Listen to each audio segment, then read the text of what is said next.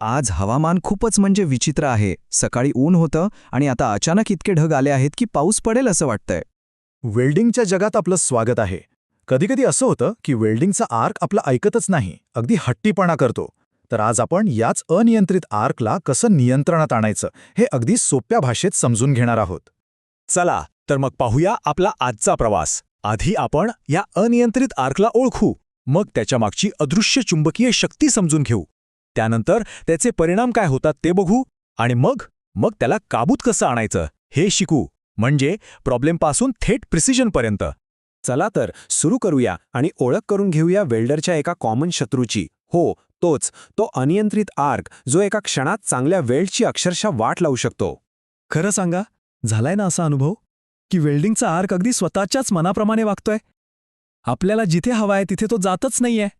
किती चिडचिड होते नाही का? तर मित्रांनो, या समस्येला एक नाव आहे, आर्क ब्लो. हे तेव्हा होतं जेव्हा चुंबकीय गडबडीमुळे आर्क आपला सरळ मार्ग सोडून भलतीकडेच जातो. आणि हे सगळ्यात जास्त डीसी वेल्डिंगमध्ये जाणवतं. पण मग अशी कोणती अदृश्य ताकद आहे जी या आर्कला इकडून तिकडे ढकलते? चला, यामागचं विज्ञान काय आहे ते जरा जवळून पाहूया.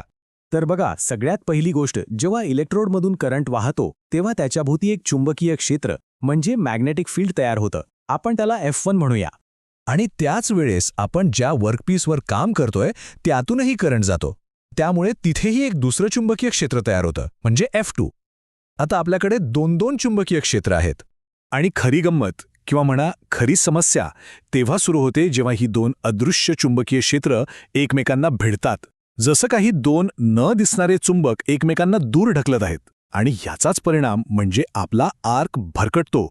या चुंबकीय धक्काबुक्कीमुळे काय होतं तर वेल्डच्या सुरुवातीला आर्क पुढे ढकलला जातो, ज्याला म्हणतात फॉरवर्ड ब्लो.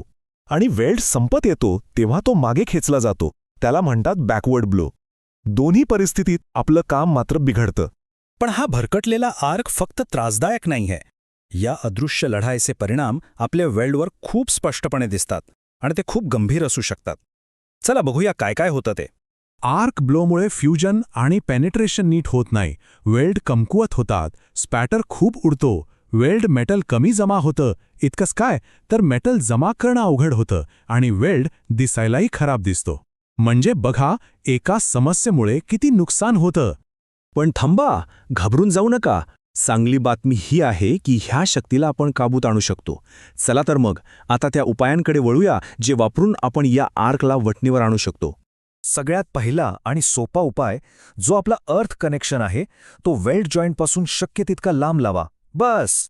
दुसरा एक मार्ग आहे, आपली जी वेल्डिंग केबल आहे ती वर्कपीस भोवती गुंडाळा. असं केल्याने त्यात त्रासदायक चुंबकीय क्षेत्राचा प्रभाव कमी होण्यास मदत होते.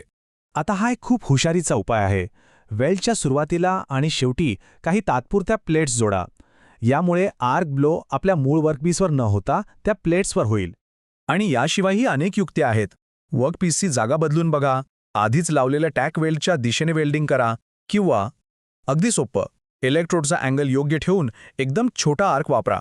आणि समजा हे सगळं करूनही काहीच फरक पडला नाही तर एक अंतिम उपाय आहे AC वेल्डिंग. कारण DC करंट एकाच दिशेने वाहतो म्हणून तर चुंबकीय क्षेत्र तयार होतं. AC मध्ये करंटची दिशा सतत बदलत राहते, ज्यामुळे चुंबकीय प्रभाव आपोआपच नष्ट होतो. प्रॉब्लेमच सॉल्व्ह. तर या सगळ्या चर्चेचा सार काय? अगदी सोपं आहे. जर आपल्याला समस्येचं मूळ कारण कळलं तर त्यावर अचूक नियंत्रण मिळवणं शक्य आहे.